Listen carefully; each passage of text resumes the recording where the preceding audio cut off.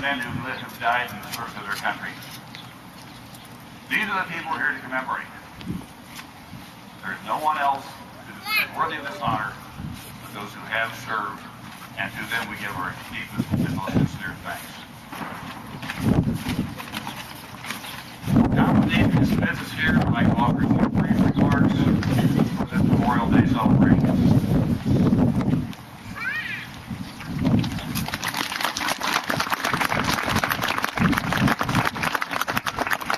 Very much. It's great to be close to home, to visit home here in Western Nebraska. But I am honored to stand here today because of the reason that we observe Memorial Day. Here in front of the courthouse, surrounded by folks from all around the community, law enforcement, firefighters. And it's the duties that each and every one of you perform to make our country what it is. It's soldiers who have sacrificed to give you the opportunity to perform your duties. And as I go back and forth to Washington nearly every week, I'm constantly reminded of what really makes our country work. And it's the folks who sacrifice a lot. Obviously, men and women in uniform, many of whom have given the ultimate sacrifice. And those families who have lost loved ones. It's been said recently that for those families who have lost loved ones, given the ultimate sacrifice, the war never truly ends. And I'm reminded, as I am in Washington, as I go to the memorial now and then, truly honored to meet with some World War II vets there at the World War II Memorial in Washington. And if you haven't been there, or if you haven't seen it on television, that memorial is very reflective of what World War II was. The Atlantic Front, the Pacific Front, and the size of that task.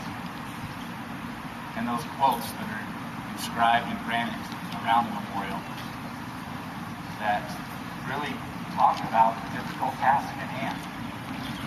And I'm so grateful to have the opportunity to do what I can to help protect freedom. No speech that I can deliver, no vote that I can cast would truly thank and express my gratitude to those who have served our country in uniform. My grandfather, a World War II Navy Seabee in the South Pacific during World War II, probably inspired me more than any other individual in public service. And it's some of his stories from the South Pacific. He had served on Okinawa. But it's some of those stories of serving on the ship, back and forth, that certainly make me appreciate what those in uniform have done for us. In this day and age, we think about costs of living, what it costs to live, what it costs to buy this, what it costs to buy that. And as Reverend Rhodes' prayer indicated, freedom is not free. And we think about the costs out of pocket sometimes, and yet we have men and women in uniform paying a cost in many different forms, sometimes the ultimate sacrifice, but definitely sacrifices in many different forms.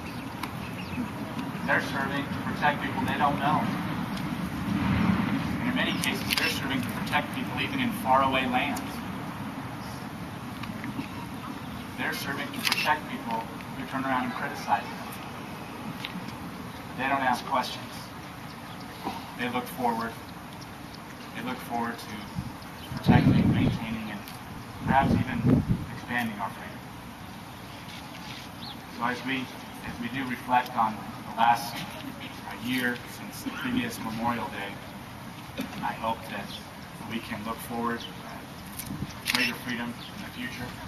There's only one thing I ask of each and every veteran here today, and that is to tell your story.